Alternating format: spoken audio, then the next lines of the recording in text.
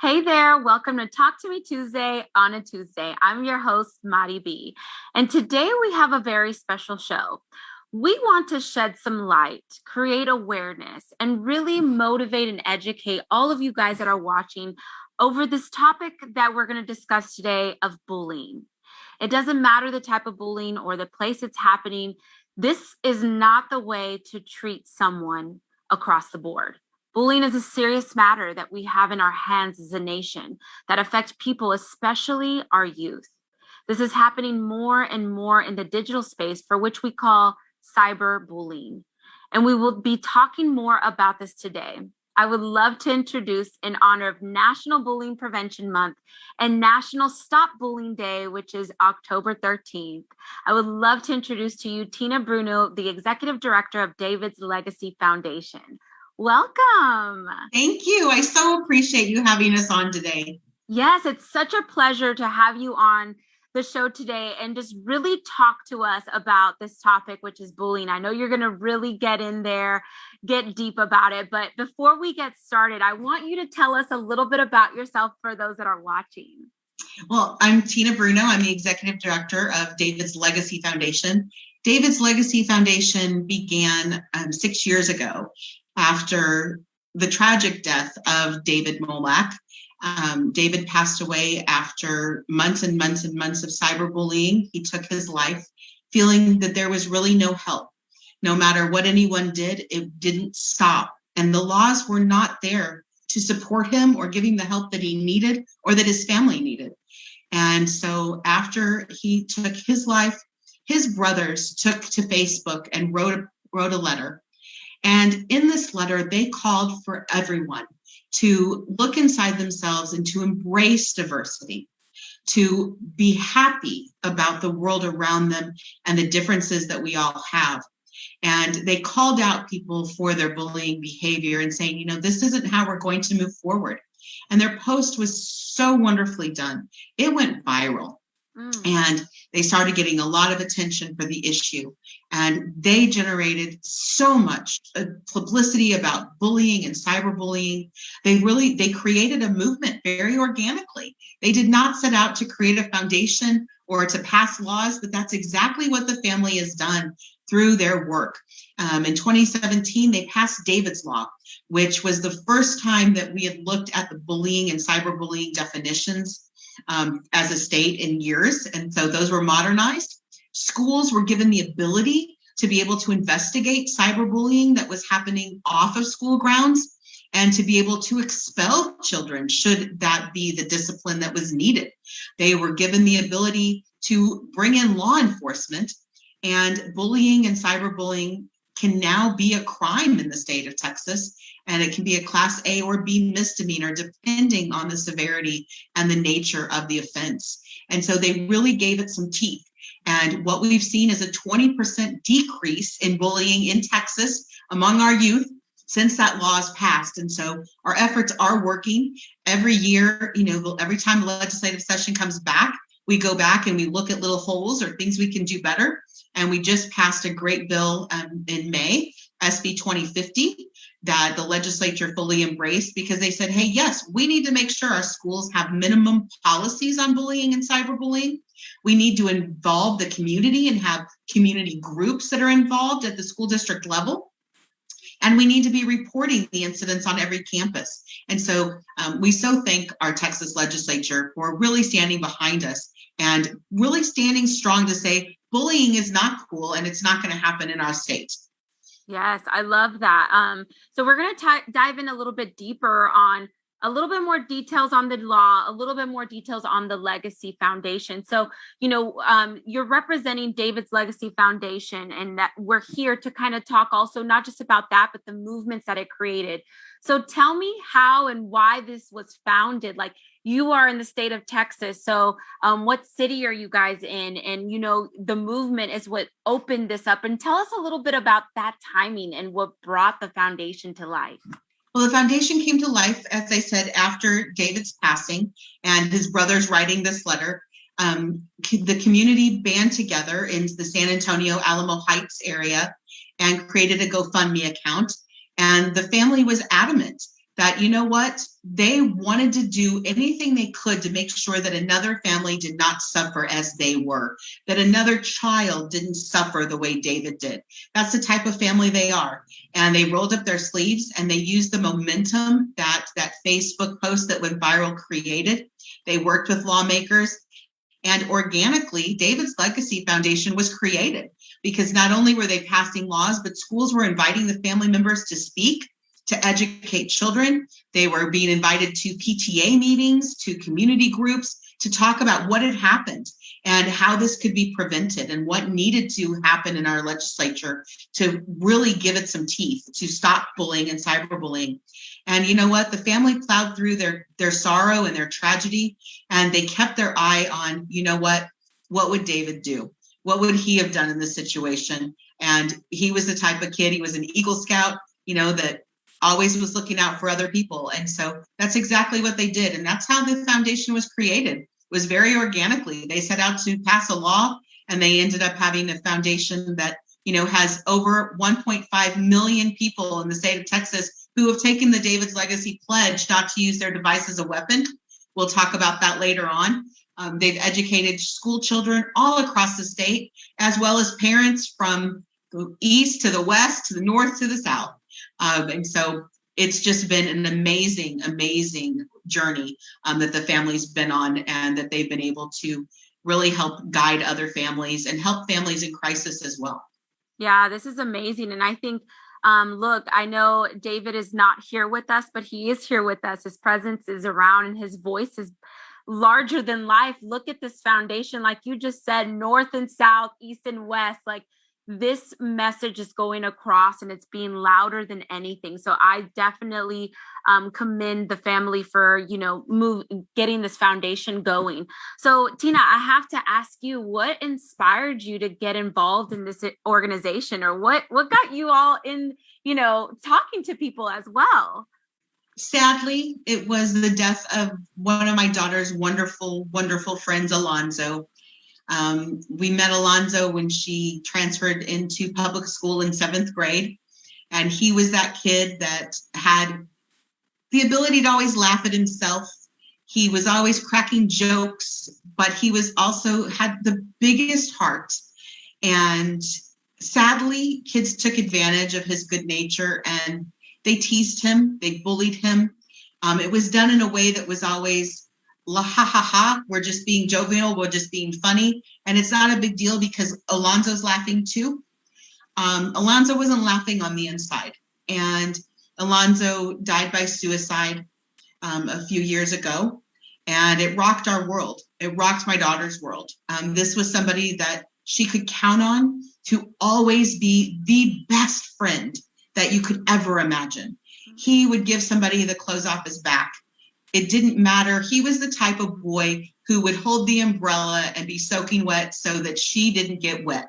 He was the type of kid that if there was, a big stream of water and they had to cross, he would pick her up and carry her. It didn't matter if he was going to be wet. He always thought of everyone else.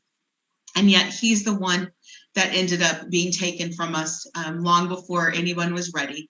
And so when this opportunity arose, I was grateful because it would allow me to have a better platform to be able to really talk to kids about the impact of their words and of their actions, and hopefully help them to understand that when they say things, even though somebody may be laughing on the outside, they're not laughing on the inside all the time. But also to talk to parents, because it's our responsibility. As a mom, it's my duty to raise my children to be empathetic. How do I do that? How do I model behavior so that it's natural for them to be kind and to stand up for their friends and not allow other people to take advantage of them or bully them? How do you do that?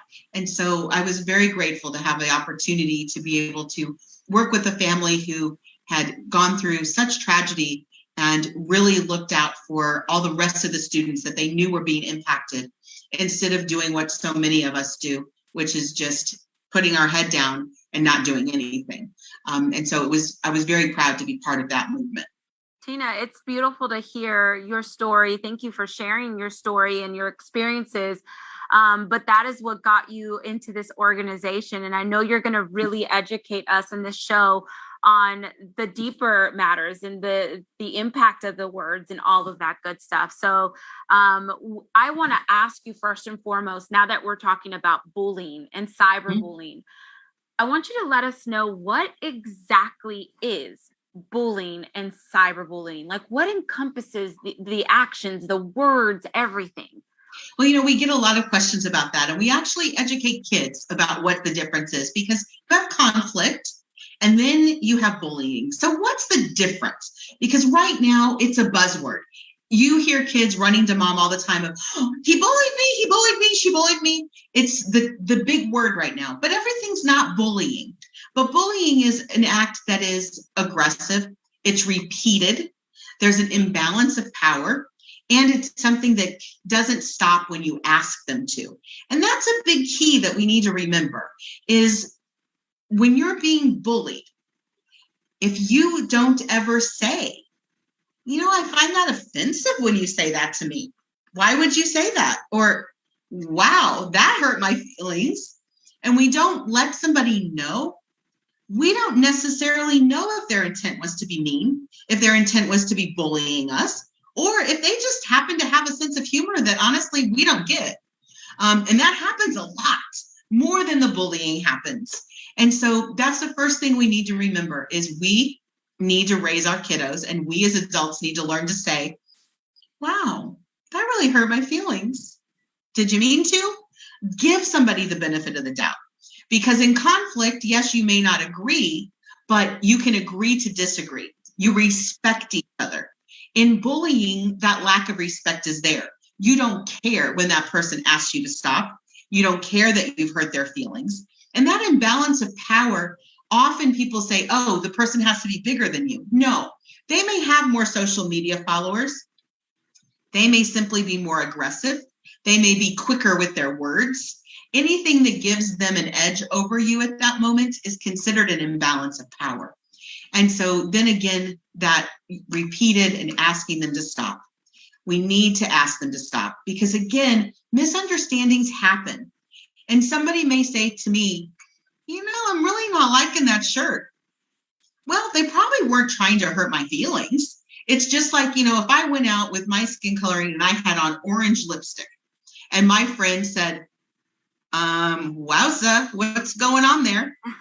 They're not trying to hurt my feelings, but I know her. I know she's not going to want me to look, like I just, had some orange drink that stained my lips. Yeah. And so I'm going to take that in a good way. But if you don't know somebody well and they make a comment, it may hurt your feelings. You may think that they're trying to attack you until you ask. And so that's one of the things we do in our presentations with our kiddos is we encourage students to always ask, use their voice to say, please stop that. I don't like it. And so as parents, that's one of the first things we can do to end bullying, because miraculously, 57% of bullying will stop within 10 seconds when somebody intervenes or when you say, you're not doing that to me, because it lets that person know. And most of the time, like I said, people aren't intending to be bullies. Sometimes it gets out of hand. And of course, there are those people that set out intentionally. And again, that's the difference. It's an intentional act versus conflict that you just don't happen to agree, Yeah. I may like Coke and you may like Pepsi. And it's okay. And that's okay. And, I want to kind of talk about, not only the definition, but also what it means here in Texas, right? Because I know you guys, as you said, following the tragic story of David's family and his foundation, they fought for what was right. And part of what was right was also the legislation and changing the law. So tell us a little bit about how this process went and how it's defined in Texas, a little bit different than other states, of what bullying and cyberbullying really is. Well, Texas has one of the best laws in the country, but we do a lot of things better, right? We do everything bigger in Texas.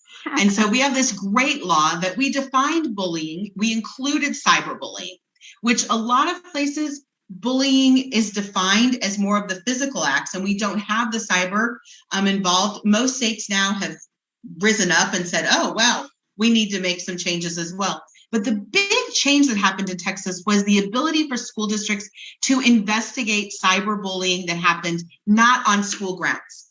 Because with bullying, it has to happen either on the school campus at a school-sponsored event or on the school bus, something that they control. But with cyberbullying, because it's everywhere and it follows these kiddos everywhere, the post may have happened at night while somebody was home, but it is going to impact school safety and the ability for that child to learn the next day. And so what Texas did was we went ahead and said, there is a difference. If it's cyberbullying, we're going to give schools the ability to investigate that happening, that event, that post, even if it didn't happen during school hours, because we know that it impacts learning, and that's important to us. So now a principal can investigate how it happened, where it happened, and actually have a disciplinary action for the children involved. But even more important than the disciplinary action is schools are now required to provide mental health services for kids who are involved in bullying and cyberbullying. And that's not just the victim. It's also the aggressor, because we know that when people lash out, when they bully others, 9 times out of 10, there's something hurting them inside. They're hurting. Something's wrong. And so now we can ensure that they're getting the help they need to learn how to process those emotions and deal with them in a better way as well. Wow, I think that's amazing of some of those things and changes that are happening in our school system, and also give that sense of, for the parents to feel a little bit more comfortable as well when their kids are going to school. So most definitely. Yeah. And David's Law, Tina, has changed many lives and many kiddos, the school system, how they think of things. You named it already. What else are you guys working on to get help from the legislation or making those impacts? Well, this year, what we did was the foundation went back and showed legislators that, hey, there were a couple of areas that could be tweaked. One, school districts needed to have some minimum standards. So the Texas Education Agency has been tasked by our legislature to create minimum standards regarding bullying and cyberbullying. So we'll have an even playing field across the board for all of our schools. So no matter where your child goes, there are going to be some basic protections in the law, in the school district law and the school rules for your child. We also look to see, we need to know where additional resources are needed to stop bullying and cyberbullying, but we can't do that if we don't know where they're occurring and how often they're occurring. Mm-hmm. So now schools have to report that data. And it's not for a punitive nature. The reason we asked for it was we want to be able to say, hey, this school district seems to have an uptick in bullying and cyberbullying events. What resources can we help them find to be able to address this issue? And how can we get the community working to support the school in their efforts to reduce bullying and cyberbullying? So it gives us a more holistic approach to be able to address the problem. I love it. I love what you guys are doing. I want to talk also about, what you guys are doing now and what you guys did then, changing the law called David's Law. How long does this generally take? Is it something that you can go up there and you could see immediate change? Or is there a process and years before these changes are implemented? I will tell you, I've passed laws in 16 states. I've passed laws right here in the state of Texas. It is unheard of what the lawmakers and the Molac family was able to do in getting a law written and getting it passed in one session. That is not something that happens very often. But what it tells you is that Texans were so behind the Molac family and their mission to end suffering for the youth in our communities that the lawmakers jumped on this and said, you know what? This is a priority. This is not something we can push down and really kick the can down the road and think that it's going to resolve itself or that we need to take more time. We need to delve in and we need to do this quickly to save lives. And so the legislature came together, Republicans, Democrats alike, and they said, you know what? This is not a partisan issue. This is an issue that affects every single one of us and how our children are being, their safety, It affects all of us and how people are behaving, even in the workplace. And so they rolled up their sleeves and they got busy and they got this law passed in record time. And so it's a testament to the fact that when Texans want something to happen, it can happen. And so what we've done since then is monitor, talk to the attorneys, talk to the schools, talk to the school counselors to find out, what do you think is working well? Is there anything that needs to be tweaked? What could we be doing better? And really getting that input. That's how SB 2050 was put together. And that's how, if David's Legacy Foundation pursues additional legislation in the coming years, that's how it'll be laid out as well, is, hey, these are little problems we're finding, or these are things that could make it more helpful for the school. And this is what the school is saying that would be better for them. And as long as it's that holistic approach that we're making sure not only do we have the investigative ability and the discipline, but that mental health component is strong, we will continue to pursue any little tweaks that we need to ensure our children remain as safe as possible. Absolutely. Now, before we get into the next part of our questions, what other states are you guys thinking about also tweaking and enhancing these laws? Well, we get calls frequently from parents in other states who are working with their lawmakers, but we're not actively involved in other states' legislation at this time. Okay, perfect. So now you guys, I want you to talk a little bit, Tina, about the numbers, right? You know, we're talking about suicide. We're talking about mental health. Do you have any data here on how we as viewers can see how big this problem really is? Well, I'll tell you, according to the Center for Disease Control, they do a survey every 2 years of youth, and it's the Youth Risk Behavior Survey. And they ask students a slew of questions.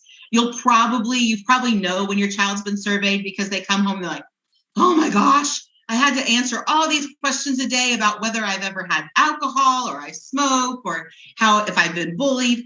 Well, the statistics show that 1 in 5 students in Texas has been bullied or cyberbullied. What they also show is, since we started working with David's Legacy Foundation, those numbers have decreased. We have 20% less students that are reporting being bullied or cyberbullied. Over 12% of students have missed a day of school in the last 30 days because they feel unsafe at school due to bullying or cyberbullying. Wow. It's a big deal. And as our kids are more and more tethered to their devices, cyberbullying is definitely a greater concern. It's also much harder to spot for parents. It's not something you can see on the outside normally that is happening. There are no torn clothes or bruises or dirty knees from kids coming home from a scuffle. It's all on the inside.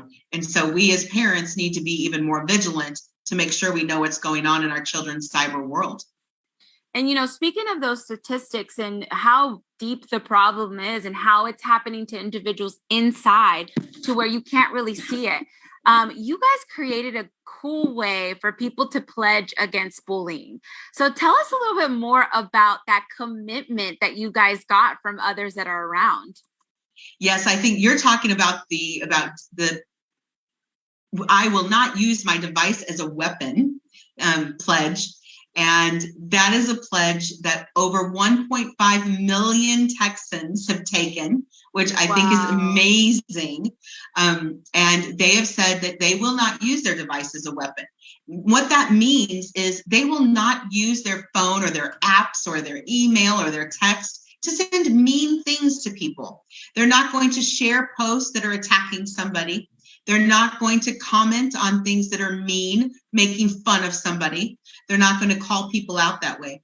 And so I like to tell people those 3 dots are like a little reminder to think before you post. And when I'm talking to kids at school, I always ask them, I say, think about that one person that you want more than anyone in the world to be proud of you. With my daughter, it was always grandpa. So as she was growing up, I always said, do not send anything that you would be embarrassed for grandpa to read out loud in front of you, or for you to read to grandpa. And so grandpa was always her litmus test of what would grandpa think? Would she be embarrassed? And there were times she would tell you, yeah, I started to write something out and I deleted it. because I thought about that and I thought, if I had to read this out loud to Grandpa, how would I feel? And she's like, yeah, no, I don't want to do that.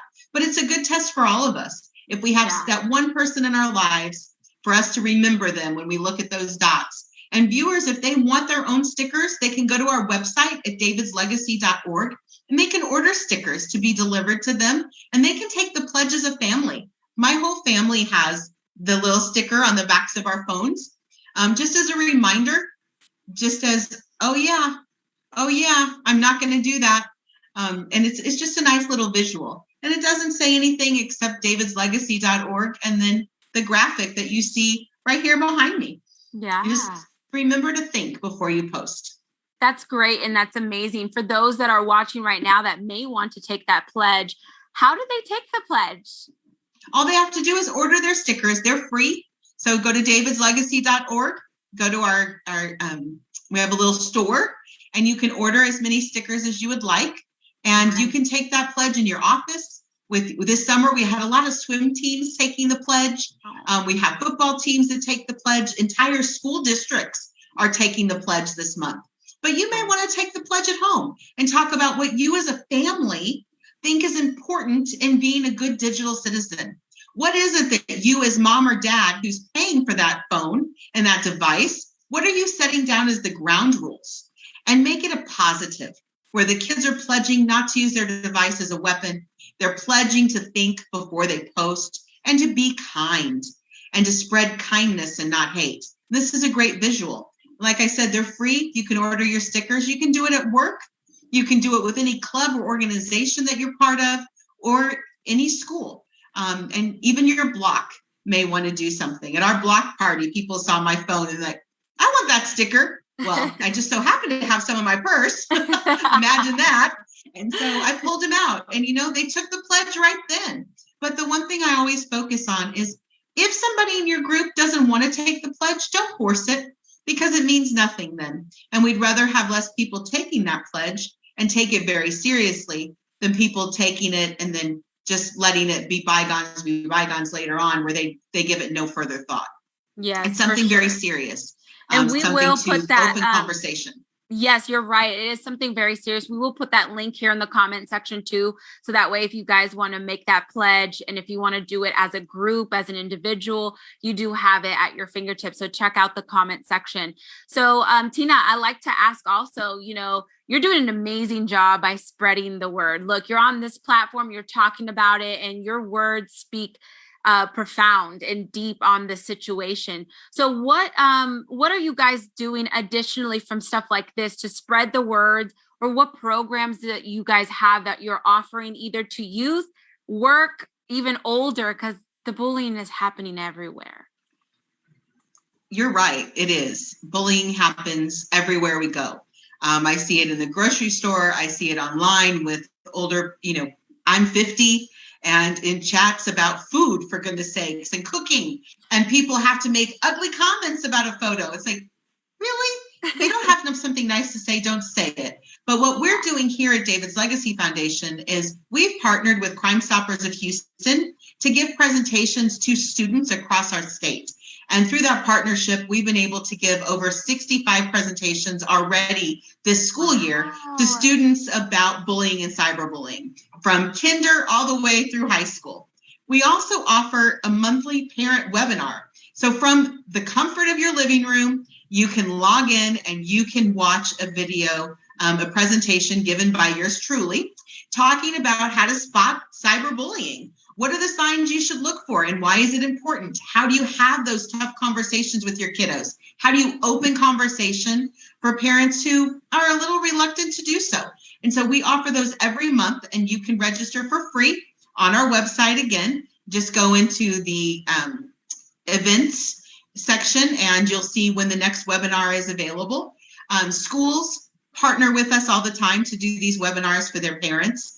And you can also, if you're a school, invite us to speak to your educators about bullying and cyberbullying. I just did a wonderful presentation last week where I spoke to 6 different groups of school counselors for the Northeast Independent School District. And we talked about how they as counselors have such an important role in bullying and cyberbullying prevention and in helping kids who are going through bullying or cyberbullying be able to work through those issues and be able to understand what they did was wrong and how they hurt somebody, and then help reunify oftentimes two people who at one time were very good friends and had this happen and it blew up, so that they can move on and be happy again and comfortable on their school campus. So we offer a lot of programs. We also offer assistance to parents who are in crisis, who their child is experiencing bullying or cyberbullying, and they just don't know what to do.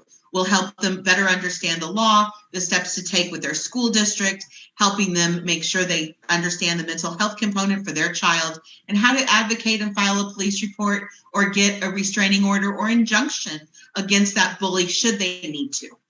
Wow, that's amazing. You guys are doing a lot to spread the word, a lot of programs. I do have to ask you, Tina, for someone that is watching right now that's either being bullied or knows of someone that's being bullied, it's a little bit difficult now because it's not just going to school. Like in my times, you just go to school. Once you get home, it's over. It's done. Bye. Right now, this is all the time, 24/7, right? Your laptop is 24/7. So tell us a little bit about, and we're talking about elementary, middle school, high school, even college, even work environment, and so on, right?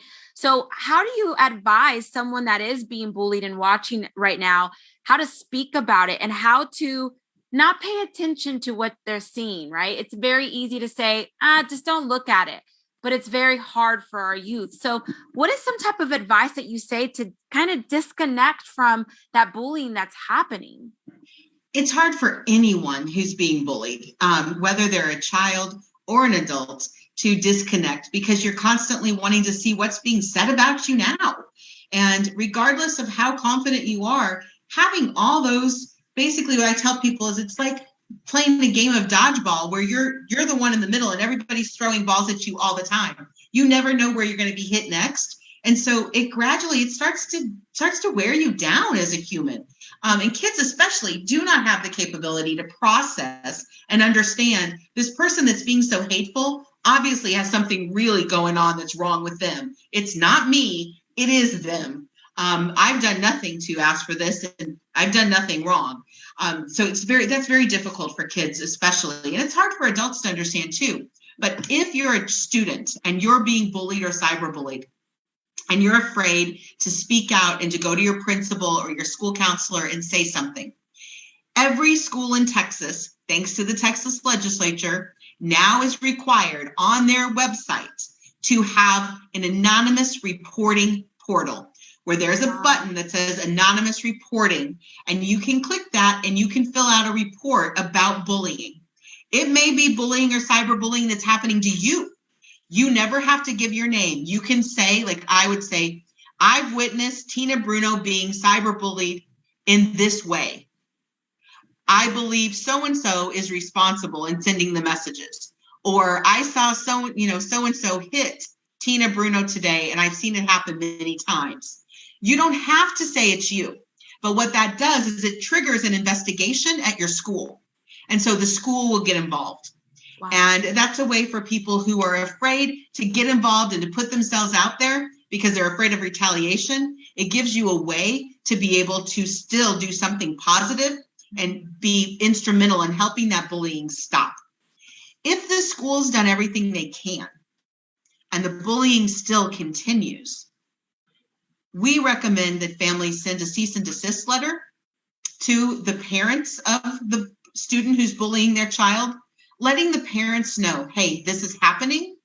Under David's law, this does constitute bullying or cyberbullying, and these are the possible impact. This is the impact to your family. Normally, 99.9% of the time, it stops it in its tracks. But if it doesn't, then you can petition the court for a temporary restraining order and an injunction eventually to be able to really stop that bully and for the courts to get involved and have penalties should that person bother you again. Yeah.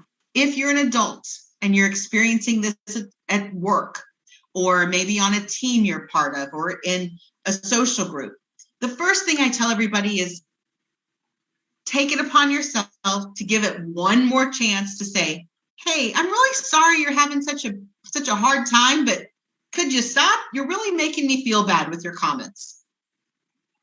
They may stop. They may say sorry, but they may continue. Mm-hmm. If they continue, then you need to find someone in a leadership role to talk to and to say, hey, you know what? I'm concerned that there may be something going on that's really hurting this person because I've seen a change in their behavior lately. They're really bullying me. And this is how they're doing it. Mm. Is there any way you could help me have a conversation or you could intervene? And I think when we go about things, instead of running to our superior or running to the coach and saying, oh, I saw somebody do this, this, or this. If you go to them and express that concern for that other person and explain what's happening, you will get people who will be much more inclined to help you, especially as adults. As adults, we often look at other adults and say, well, shouldn't you be able to deal with that yourself? But if you're not able to, then going about it as a way of expressing your concern for that person, and especially a change in their behavior, normally gets people to work with you very quickly to try to rectify the problem. Wow, that's amazing. And I know you gave a lot of amazing tips for if someone watching right now is a child in, elementary school, middle school, high school, or even college, or even in a work life. But I want to kind of flip the coin a little bit. And how do you approach the parents of the person that is bullying others? And I think what we call them is the aggressor, right? Or even those children or adults that are doing that. How do you advise them if they're watching currently? Right. What do you do when your child's the bully? It's a difficult place to be. None of us want to accept that our child's the bully, but you know what? In some point in every child's life, they're probably going to be the aggressor. Something's not going right. Somebody's rubbed them in the wrong way, and they're having a bad day, and they just take it out in bad ways. We show children a video. It's called The Meanest Girl in Second Grade, and you can find it on YouTube. And it's a real life example of this. It's a little girl. She's a second grader. She's just having a crummy day. And she goes to school and there's a new kid there and the teacher pairs them up. She is just mean. And she bullies this poor little boy. And what happens is everybody pulls back from her and doesn't want to be her friend. And she apologizes and she says, oh my goodness, I'm sorry. And the little boy forgives her because he's realized she's had a bad day. Yeah. So when we find out that our children are bullying, we need to get to the root of the problem. We need to figure out, is there something that's triggering this in their life? And normally, as a mom, I always advise other moms and dads, get an appointment with a family therapist or a therapist who specializes in adolescence, because they're going to be able to dig in and get to the crux of the problem normally a lot faster than we are. And so they will be able to identify, we're maybe missing a little bit of empathy here. We need to do some empathy building. Or, wow, your child really felt hurt by this person a few months ago, and they're just now being able to really vocalize it, and this is how they're acting out. Or sometimes it may be behavior that they're modeling. They may be being bullied themselves in an after-school program, and you as mom and dad had no idea that this is what they were seeing and this is what was allowed. So having that impartial third party who can talk to your kids and is trained and knows the right questions to ask can really help us get to the crux of the problem and be able to address it and be able to raise a child who is empathetic moving forward and understands better when something's bothering them and when they're hurting, how do they express that to us in a way that doesn't cause pain to other people? Those are all such important life skills that we can teach our children, but they'll really help if you find your child bullying someone else. Yes, I agree. And look, there's a lot of amazing things that you guys are doing. You have a platform, you have programs. You, Tina, are educating kids, doing different seminars with the schools and even with the districts. So if someone is watching right now that wants to keep up with all this great work that you guys are doing, or want to volunteer or even donate, how can someone get involved to be alongside you as well as David's Legacy Foundation? I must say we are very blessed to have such a wonderful network of supporters and of school counselors and principals and parents and students across the state who follow us on social media. So you can follow us on Twitter, Instagram, or on Facebook at David's Legacy. You can go to our website, davidslegacy.org, and you can sign up for our mailing list so you're in the know every month about new things that are happening. And you can also donate on our website. If you would like to donate $50 to help us get some stickers into classrooms or schedule another parent presentation or a student presentation, it is greatly appreciated. The Molak family worked tirelessly, and they don't benefit from anything that we do at all. These people have given of their hearts and their time and their souls to really make a difference. And I think anybody that comes in contact with them sees that. And so it's an organization that is easy to support and to get behind, because everything's being done truly in the children's best interest and with everybody, with therapy and the wellness of the whole child in our hearts. Yeah, that's amazing. And I also want to ask, not only are you doing great work as volunteer as well, and people to also be a part of the movement, but also if someone, the bully, there's two sets, right? The bullying and the bullier, right? Come to you. Is that something that you guys will have a conversation with them too, to see if you could get through to them and have more empathy for the other person as well? We don't work directly, other than working with children who are being bullied. We work with their parents on what the process is, and we strongly suggest that they seek therapeutic intervention, because we are not licensed therapists. And so we have many therapists on our board, and so we've been blessed to see the level of knowledge and the way they go about dealing with these things takes years of training. And so we partner with various organizations around the state to promote that mental health component. And so we encourage people to please seek help for their kiddos. It's critical when a child's being bullied or cyberbullied, because like I said before, they don't process the way we do. They can't process back that, oh, this has nothing to do with me. Of course it does. They keep thinking, well, if my nose wasn't big, or if my face wasn't round, or if my hair wasn't frizzy, they wouldn't make fun of me. They wouldn't say this to me. If I was this, if I was that, maybe they wouldn't pick on me. And so they start to degrade themselves in their own minds. So they really need the help of a licensed professional. And so we do not do that. We guide parents and we send them to people who are highly qualified to be able to give them the best help possible. Nice. We know our limitations. Yeah, no, I think that's perfect that you address that, just in case, someone goes to the website and expects probably a little bit more. Now, this show airs in every city, every state, right? And I think that's a great question following up. I know you are in Texas, but do you guys also help other schools, students, parents that are not just focused in Texas, but in surrounding areas nationwide? We work primarily in Texas. That is our really part of our charter is Texas. But we do work with parents who are interested in knowing how we did what we did. How do you set up a grassroots coalition? How do you talk to a legislator? What information should I bring to a legislator? What should I talk to my school board about? Because my school doesn't have bullying policies. So we serve as a resource all the time for parents that have those questions.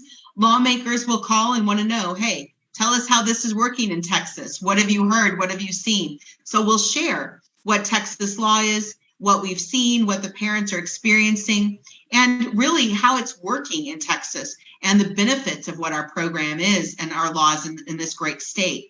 And so we're always willing to share resources. But when it comes to presentations and offerings, everything is focused on Texas and Texas curriculum. So we have a program for school counselors that are in elementary school. It's a social and emotional learning curriculum, and it's based on the 2022 Texas Health TEKS, meaning Texas Education Curriculum. So we go through and we offer learning units on each of those little bullet points that the kiddos have to learn. Mm-hmm. And so, yes, it's relevant across the nation. If any other school counselor wanted to sign up for those trainings and have access, That's fabulous, but it is very focused to Texas and what Texas is requiring that our students learn. I think it's amazing. And you never know what the future will bring, if that's something that those doors will open in other states. But I think it's amazing that you guys are, really impacting the Texas side and even all those around you. So look, Tina, this may be a hard question, but I want to ask you, tell us something that you've learned being a part of David's Legacy Foundation. Oh my goodness, I've learned so much. Being able, I think, to work with parents who are not experiencing bullying or cyberbullying at the moment, but are so passionate about bringing the message to their school and educating people and developing empathy in students. I love that because we often see in advocacy work, people don't get involved until it's actually hit home to them where they've experienced something.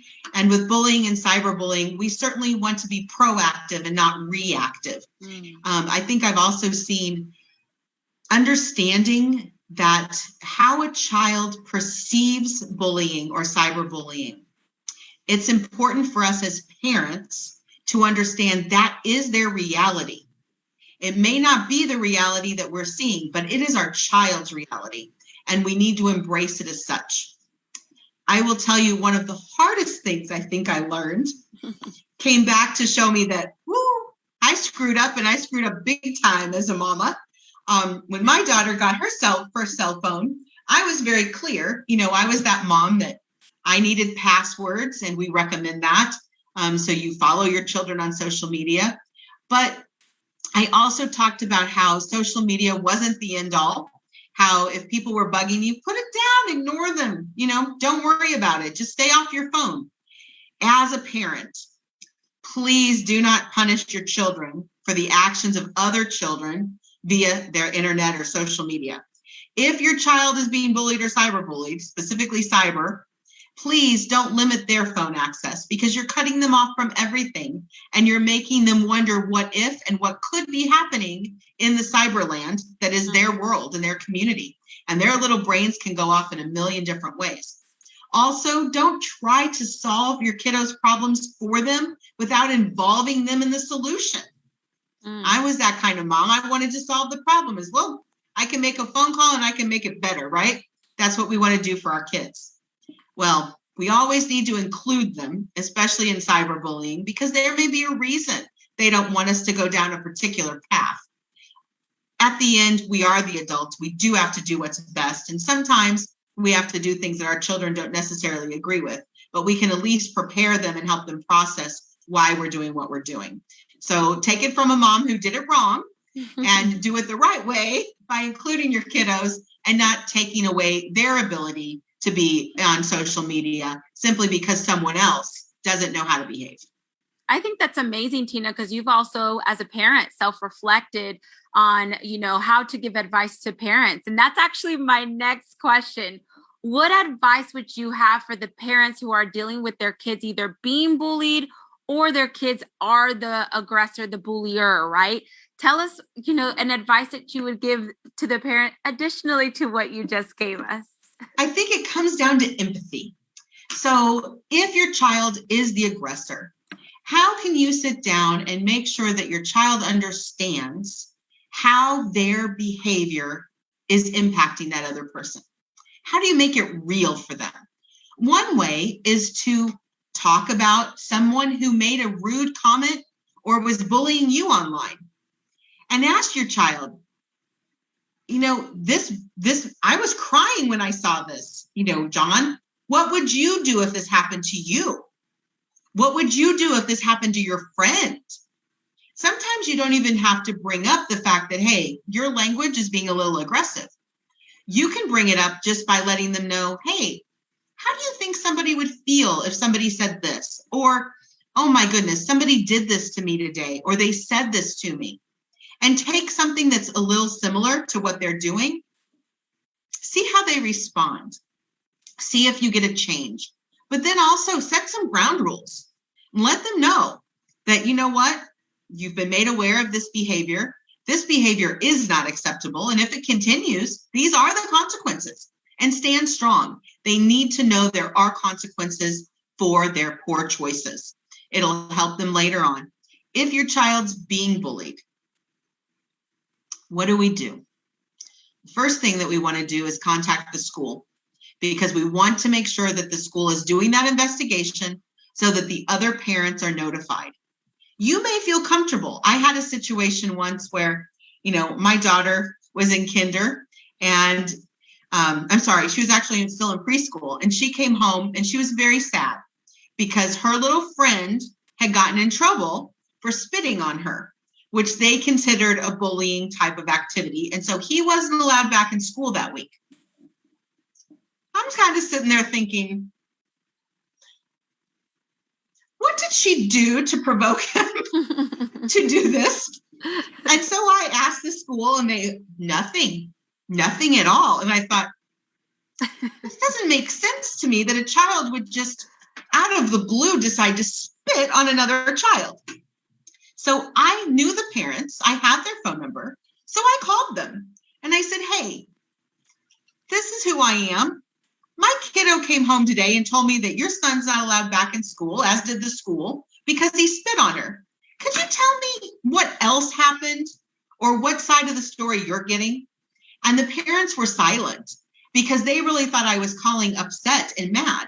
But as a mom, I know my kiddo's not perfect. She's fabulous, but she's not perfect.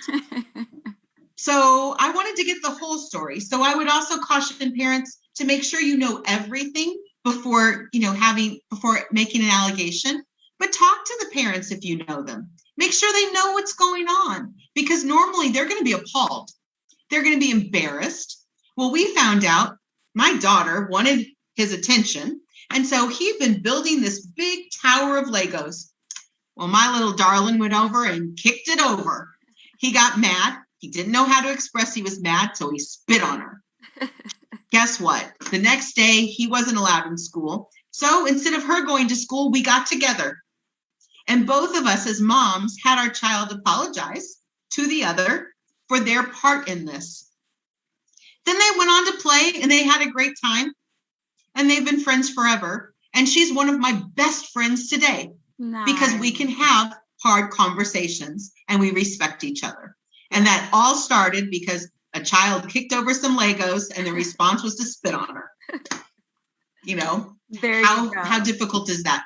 But for parents, it's important to remember, talk to the school, talk to the parents, make sure people know what's going on. But if you only do two things, do these two things. Tell the school so an investigation can happen, and get your child into therapy. Even if you think, you know what, it's not really impacting them. Most likely you are wrong. Bullying and cyberbullying of any sort impact our children. And they need someone who is well-trained to help them process through so that it doesn't cause lasting effects. And those are definitely negative effects. So please, if you only remember two things of what I said, in a bullying situation, notify the school and get your child professional therapeutic help. Yeah, that's great advice, Tina. Now, I want to give you the last question of the show, which is a little bit difficult. But if you had to give advice to a student who is being bullied, that doesn't want to go to the counselor, that doesn't want to report because they don't want to make it worse, but they mentally inside or mentally are going through a lot of stuff, what advice would you give the child that you're probably speaking to right now that is suffering from some type of bully action? First thing I would tell them is, remember, this person who's acting out towards you is calling out for help. Whatever they're saying about you is simply because they're hurting inside and they want somebody hurting with them. So don't give it any thought. But that's really hard to do. I would encourage. If you don't want to make a report, use your school district's anonymous reporting hotline to be able to tell someone that this is happening, so at least it can be investigated. If you don't want to do that, go talk to your school counselor. They are not going to investigate, they're impartial, but they can help you process through the feelings that you have. If it's nighttime and you're feeling horrid and you're getting all these messages bombarding you and you just can't turn it off, use your phone for something good right now and pick it up and call the National Suicide Hotline. Even if you're not suicidal, if you're just in a really bad place emotionally, call them, talk to them. They are trained to be able to help you, because today is today, and tomorrow, who knows what it can hold. But most of the time, if you will tell someone, it will get better. It may get worse for a few days, but the person who's being that bully will get the help they need to understand the damage that they're causing and to learn how to better express their emotions. You are helping them and yourself by reporting anonymously or any way you're comfortable. So please do. Beautiful, Tina. And look, at the end of the show, we're also going to put some hotlines on. If we haven't already put it on the comments, we definitely take this very seriously, right? The actions of what the bullying action takes and what the consequences are. Some kiddos take their life, and it's something very serious. So, Tina, I want to just thank you from the bottom of my heart for being on today's show and really educating us. I think there's probably going to have to be a part 2 because there's more information. Of course, we would love to. Yes. We so appreciate just when the community rallies together like you're doing and you're saying, you know what, we're going to give an organization a platform to talk about an important issue. What you're doing is you're allowing the community to embrace an issue and say, not happening here. And everyone can start talking about it. And that's how we make change. It's not just us going into a school and giving a presentation. It's not just us having a website. It's not us talking to the legislature. Change happens when we as Texas join hands and we rally together and say, not happening in our great state. And we all sit down and talk to our students, our children. We all have those hard conversations about bullying and cyberbullying around the dinner table tonight. And we have them at work. We have them around the water cooler. We get involved with our school PTA and our school boards, and we have those conversations there. And in the grocery store parking lot, we will see change. And it's because of people like you who are willing to spread the word to so many. So thank you. Yes, it's my pleasure. The more we educate, the more that we're able to help someone that's out there. That's what it's about, and using our platform. So Tina, again, thank you for being on today's show. Thank you so much. You all have a fabulous night. Yes. And for those of you guys that are watching, I want to thank you guys also for staying on our show and really watching the importance of this topic, which is bullying and cyberbullying. It's happening all over. It's happening in our schools, in our gymnastics, and even in elder facilities at work. You name it, it's happening everywhere, but it has to happen with change, like Tina mentioned. And that change starts with you. So please join us in on going and making pledges, educating yourself, educating others. The more we can spread awareness, the more that we can make this world a better place. So I want to thank you guys for sharing this video, and most importantly, for tuning in to Talk to Me Tuesday on a Tuesday. I'm your host, Mari B.